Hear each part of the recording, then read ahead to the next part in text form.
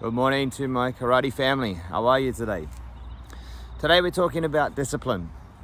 So I'm going to start today's talk off by reading you the dictionary definition or two dictionary definitions that I pulled out of the dictionary this morning. So, the practice of training people to obey rules or a code of behavior using punishment to correct. Sounds like the army to me. Or discipline oneself to do something in a controlled and habitual way. Sounds better to me. So for example, every day, discipline yourself to make your bed. So that's a dictionary definition.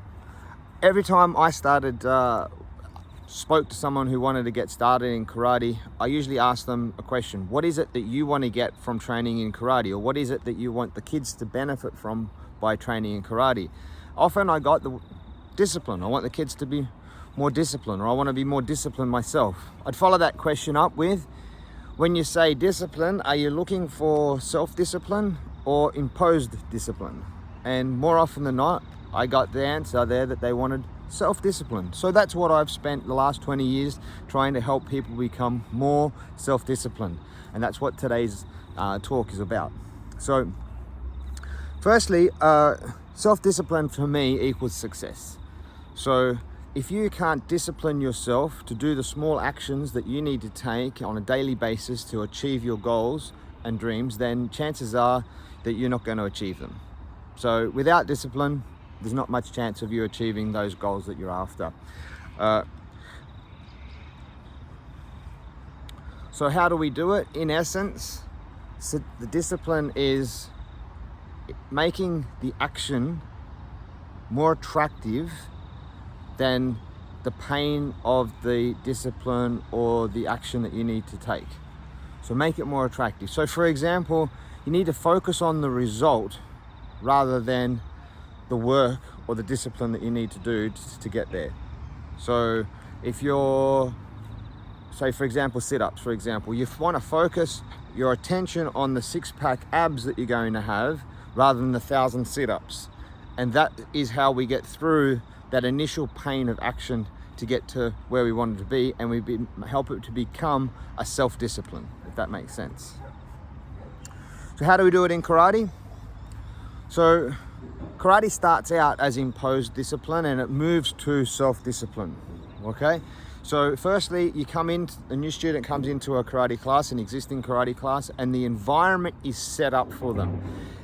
It's a disciplined environment. Most people are towing the line, so we walk into that area and more often than not, we tend to assimilate with the people that are in there and follow along with what they're doing. The second thing is we have some small disciplines that we impose along the way. For example, we never go, hey Clint, how are you going? We say, Sensei Clint. We refer to our instructor as teacher or sensei. So Sensei Clint, we have we bow at the door when we walk in, and we make sure that we're doing that. So that's an imposed discipline. We respond when the instructor gives their command to show that our willingness and desire to follow those instructions. So that's the hey. And again, that's imposed. We follow through on that to make sure that you're doing that. The ki, the shout of spirit on the 10, then again, people feel uncomfortable doing that, but we push them to do it. Going through the techniques, we will push you beyond your comfort zone.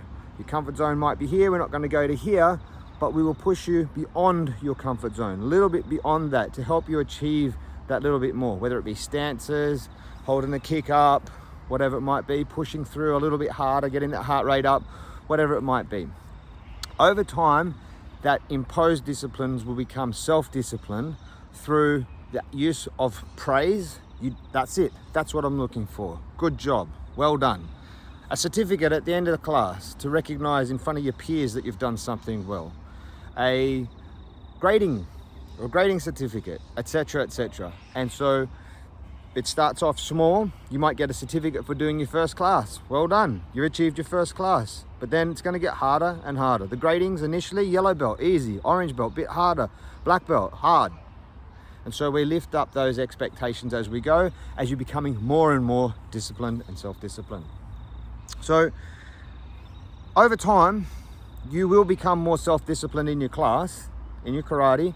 And if you apply the same principles outside of karate, at home, at school or work, then you'll become a disciplined person. If you only practice inside the dojo, you'll become disciplined at karate, and you've kind of missed the point. Okay, the point is to use karate as a tool to improve your life, in my opinion. So you've got to use those same principles outside, and then it will start to incorporate everything else.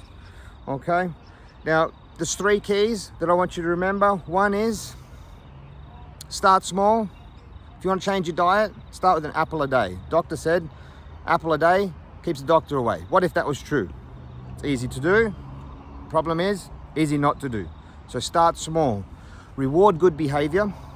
Give yourself a reward when you do it well. Give yourself a pat on the back. And thirdly, make the discipline more attractive, or make the outcome more attractive than the discipline to do take the action. Make it more attractive to get up. Make it more attractive to do the sit-ups. Focus on the reward, the outcome, as opposed to that initial pain that you're facing. Remember, I believe in you. If you don't quit, you'll make it. If you're not doing karate yet, you should be. And I'll see you in the dojo. Thanks for listening.